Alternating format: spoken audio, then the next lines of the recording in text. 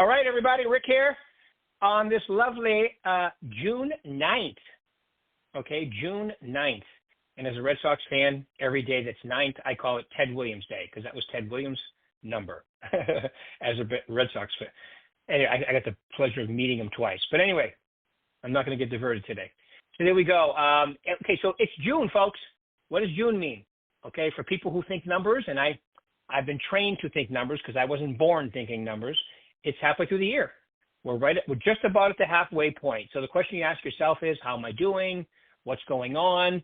My video this morning was the number one thing that usually, people stop doing or do less of is the mindset routine. So let's get right into it. By the way, I've muted you all. To unmute yourself, all you have to do is hit *6. I want you to have questions. I want you to interject. Once you hit *6, though, then you just have to mute your own phone because whatever you're doing will hear. So *6, just me today. We're going to go through some goodies, but, and so my first point is about mindset. It's mindset drives results. Mindset drives results. So a lot of stuff what I'm hearing these last couple of weeks is, the market's a little slower. And let me tell you something. If you're prospecting, filling a pipeline, it doesn't slow. It's just what you're doing changes. So if you're not on appointments and negotiating deals, then you're just filling the pipeline with more people because we all know that when school ends, graduations, this is a big wedding season. It's also the time where the temperature goes to 3 numbers. It always slows down for 2 or 3 weeks. Every time. It's amazing to me, like where I'm from, it was totally different times, but everybody would forget that, it seems like, it's the old feast or famine. But if you're being consistent with your schedule, the market is the market. There's plenty of sales out there to happen. You just need a certain percentage of them. I was on a call this morning, or a group call, great group call. Matter of fact, it's time for me to do another live coaching call with these guys. I usually do like one a year with them. It's a group of 4 guys that easily could be in their own individual coaching. Stan Abrahams from Arizona, Tim Dunn from Nevada, Omar Ghaffar from OC, and Eric Sines from Arizona as well. They basically could all be in their own, but since they've been in the same group forever, I don't know, I'm going to say 6 years now, they just stay in the same group, and it's a really good group, and I do usually a live coaching call with them every year and a half or so. I think I'm going to do one very shortly, but I took 2 listings. I had 2 under contract. I had 1 sale. Stuff's happening all the time, folks. It's just a matter of, are you getting a piece of it? And the market starts, I used to jokingly say years ago, the market starts at your left ear and ends at your right ear. That's the market. Everything in between there, between those 2 things, your left ear and your right ear, is the market, and it's all a mindset thing. So, are you having a few less transactions? Probably, right? But that's just what happens this time. Are there a few less people showing up at your open houses? Probably, but that doesn't mean it's going to be forever, right? So this is a mindset, I would say, skills market. Mindset meaning it's all up to you in your mind, what's going on. And number 2, do you have the skill? You have the brand. You have the brand. You have the Berkshire. You have the best brand in real estate. Okay, and that's why Stan this morning was talking about Zillow Showcase, and you have the best, I would say, consumer brand as far as in the eye of people, even though I hate to say that because it's Zillow, but you mix those 2 together, the Showcase listings at half price, that's a really good tool for taking listings. Never mind just getting them exposed, but taking listings when you can tell people that. What are you doing to get my home sold? Boom. We have the best brand in all our programs, plus we do this with the best consumer brand, or everybody talks about Zillow as a consumer. All right, so whatever. You just have to come up with your own way of presenting, and I would say a huge part of it is having, and I know I'm a broken record about this, but I'm going to say it again, have a mindset routine. It's like, you notice how I don't, I hope not, have to tell you to shower every day? Okay, and hopefully nobody has to. You just know to do that. You also know to brush your teeth. Hopefully, just to work out.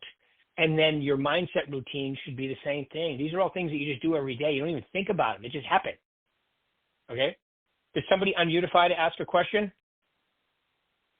I thought I heard something. Maybe I'm hearing voices. It does happen. All right. So that's number one, mindset. It's a mindset routine. Mindset also drives results. If you have to reframe the market, reframe it a mindset skills market. Okay, that's what I would call it. All right. Number two on my list, pricing is a marketing tool, not a personal statement. Isn't that a great way to put it? Pricing is a marketing tool, not a personal statement, meaning that as soon as you own the price, your ego will defend it. You know, I just spoke last Tuesday at the St. Rose office, and these were basically my points there. Pricing is a marketing tool, not a, meaning that that's why I walk them through a CMA. I ask them questions. Hey, where's that first house? Oh, it's over on Oak Street. Right. Do you know where that is? Have you been through that house? Look at the bedrooms. How many? Oh, it has. I ask them these questions and make them answer me. I don't tell them a CMA. I don't tell them a price. I ask them. So I walk them through a few comps. To me, comps are active first, sold second, because active is their competition. This is where you're going to sit on the market right here as a snapshot in time. Sales are comps, meaning they justify value. This is what the appraisal is going to come in at. All right. And then a few expireds if you think they're somewhat delusional on price. If not, then you don't need to put those in there. And I walk them through the whole CMA. Then I don't tell them. This is an old Mike Ferry question from years ago. Okay. And so now that you've seen these prices, what price do you think we should put your home on the market for to get them to buy your house and not another house? Because if I was on the market today and I was selling my house, I'd want to be the next sale. There's a way to do that called emotional attachment. That's how you get people emotionally attached to a property, by what the house has to offer versus the price. It's not complicated, folks.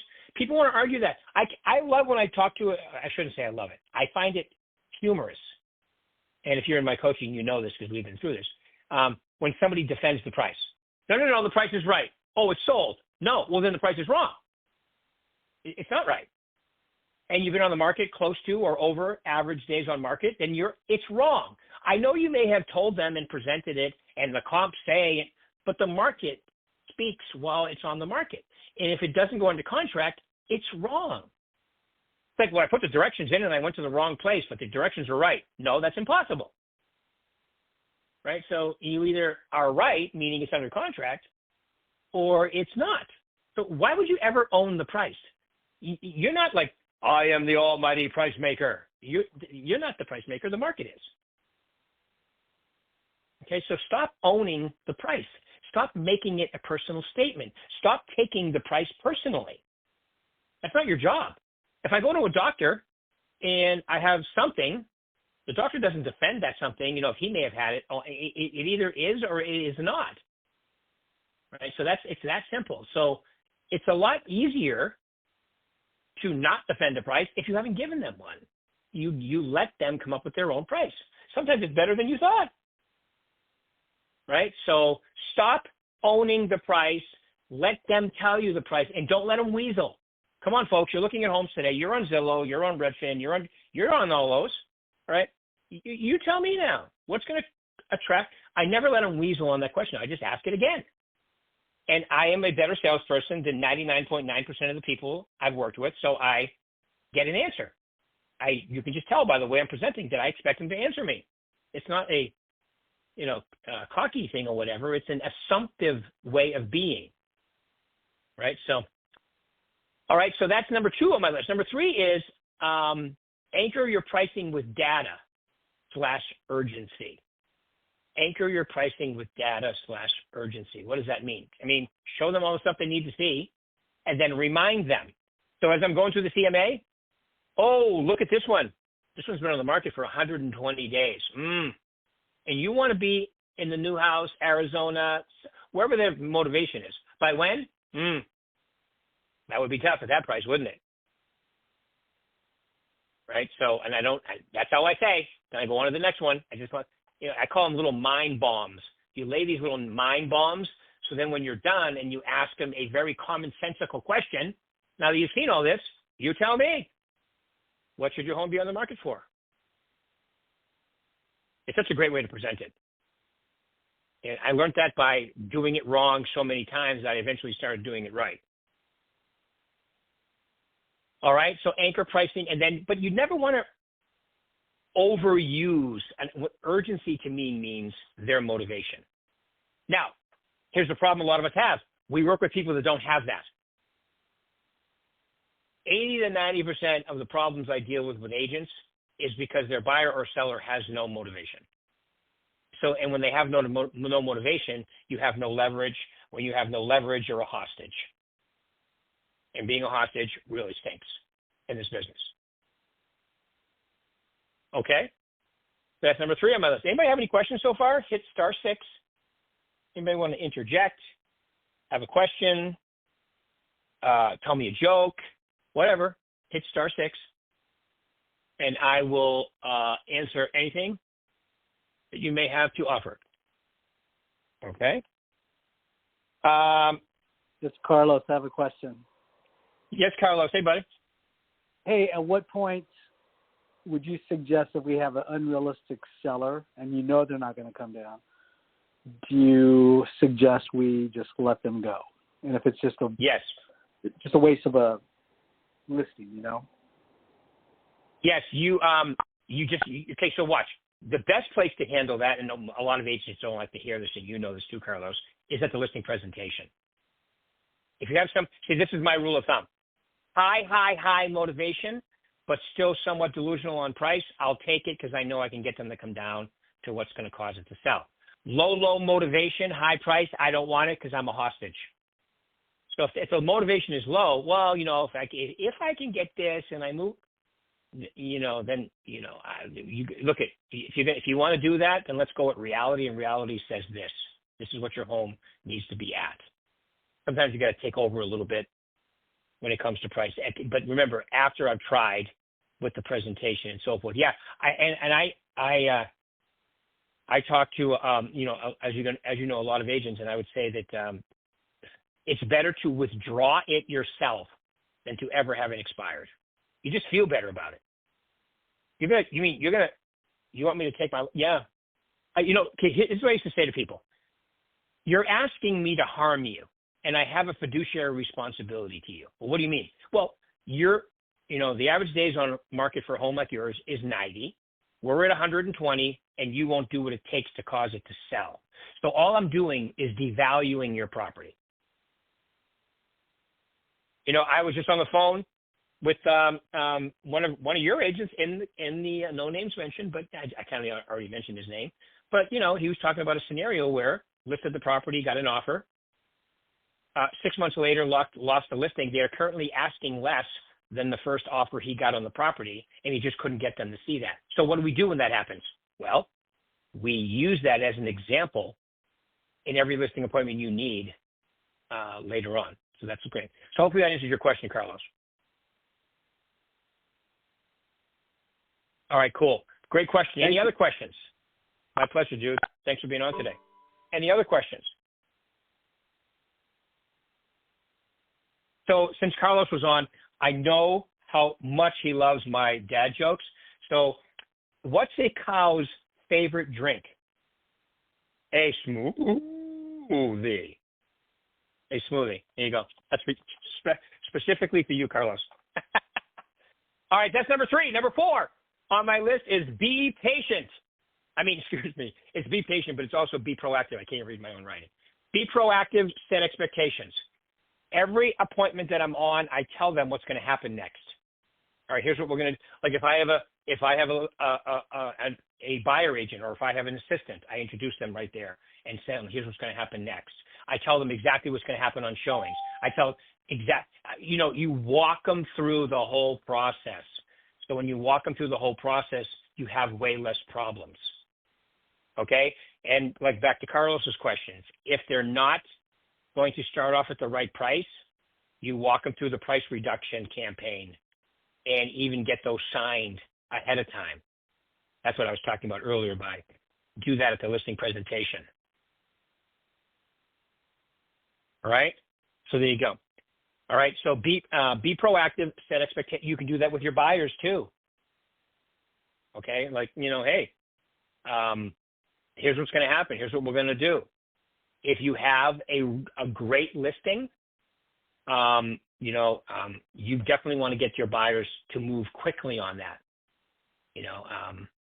because even in this market, properties priced aggressively or right sell quickly and sometimes multiple offers. Okay, so you still have to move quickly. Don't let let's go back and you do something immediately. All right, so be proactive, set expectations, and then the last one is price reductions are a service, not a failure.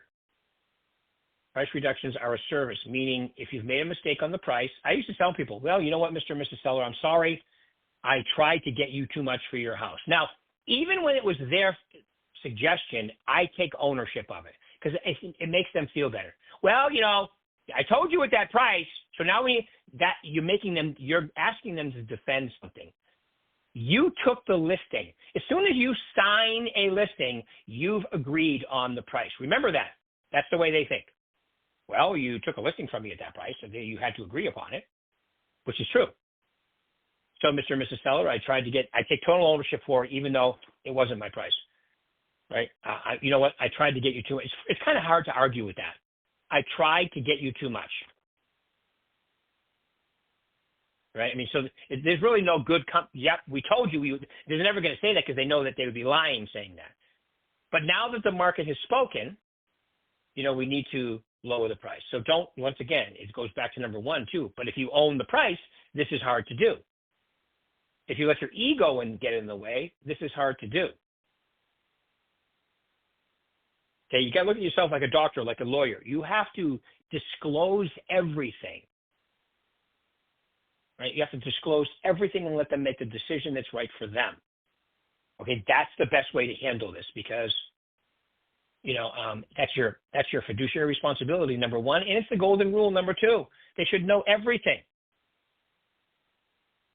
right? Like I was showing a listing this weekend, and to a friend of mine. I mean, I grew up with this kid, and he's doing very well. He's from California. He works with top-notch people. He's retired now, and we were looking at a property that was, it said Summerlin, and I'm like, okay, I just need to, and not that it's a big deal. It's not really Summerlin. Summerlin stops over here, and there's no second, HOA for Summerlin. Like I pay that at my house. I said, there's no. So if you were technically in Summerlin 100%.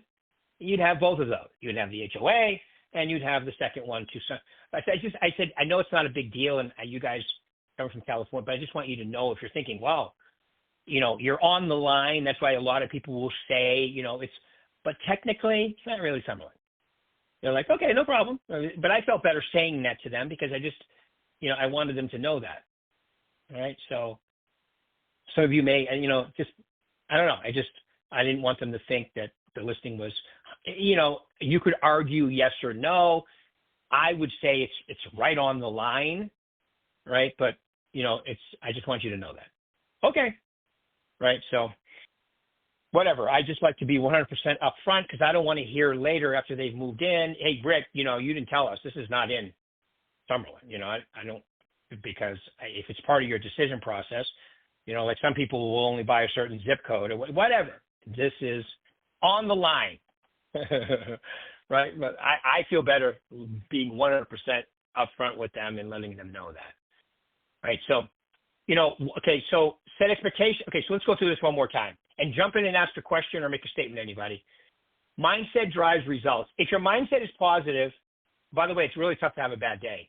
If your mindset is, if you're working on it, if you're not working on it, you're slowly going to fade from having a great mindset. Okay, you just can't help it because you're surrounded by people who don't all the time. And if you're watching the news and you're looking at social media, you can be polluted. I used to call it control my environment. I should say used to. I still call it that. You see me at the gym, I have my earbuds in. Everybody just assumes I'm listening to music. I'm not. I'm listening to audiobooks. All right. I listen to audiobooks because I'm doing something positive for my body. I'm doing something positive for my brain. And I feel 100% great about that when I leave, even while I'm doing it. Right? It's tough to have a bad day when you start the day like that. That's my theory. I don't know how people who don't do that have great days. I don't understand it. Even when I'm on vacation, I do that because I'm not going to sacrifice the feeling of how good I feel the rest of the day knowing I've been through that process, right? Plus doing it also has tremendous results. So that's number one. This is a mindset skills market. Remember that. People with skills do very well in markets like this. It's not that the market's bad. It's not that it's good. It's kind of in the middle right now. It's kind of in the middle. It's steady. And this is the type of market that you can do really well if you're a proactive agent. Pricing is a marketing tool, not a personal statement. Don't own the price. That's what that means. Stop owning the price if you are. It's not a big deal. No, every listing appointment you go on, you have the opportunity to change. I recommend that you practice your listing presentation and you become pretty damn good at it. But anytime, every time you talk to a new client, you have the opportunity to change who you are and represent that to them. Anchor pricing with data. Make sure you present it really good. Homework makes you look really good. All right. And then use urgency if necessary. If necessary. If you're always using the urgency of why they're moving, it just comes across as, badgering. Don't do that. Be proactive and set expectations. All right. Set expectations. Tell them what's going to happen next. Show them what's going on. All right. It's really that simple. And then price reductions are a service, not a failure. Once you've been on the market for a certain amount of time and it's not selling, your job is to chase them down, even if you have to chase them. That's your job. I mean, take it one step backwards, and that is get a better price. Go through the process. A lot of us just like we're excited to take a listing, so we take it, and in our minds we say, well, we can always beat them up on a price reduction. That's unfair to them. You should handle that up front. And if some of you were at the St. Rose meeting, and if you take my success series recently, I take you through a process of that. If you got somebody that's highly motivated, you just can't get them to see the price, whatever, you do the best price you can, take the listing before you leave. I've signed all the listing agreements. Everything's in writing now. Before I leave, I take one more swipe at the price by going through what happens today. And people, they get online, they look at it. The most educated people for price are buyers in that price range because they're doing their homework. They're looking at it. Some of them have already been in several properties. You can't fool them. You can't fool them with price. You can't do the old, well, we can always come down, start high and come down. It's not 1985. That was, 85 when I started is before the internet. You could sometimes pull that off, but people would do their homework and banks would do appraisals, right? But today, everybody has that information pretty much. Everybody does.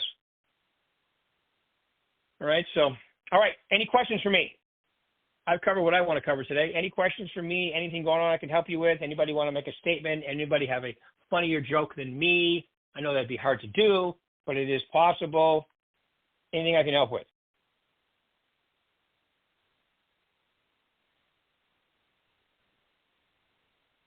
Nobody. All right, folks. Well, hey, thank you for spending 25 minutes with me today. Hopefully this has been helpful. Keep it rocking. We will pick it up next week, same time, same bat channel. You guys are the best. Talk to you soon. Thank you. Thank you.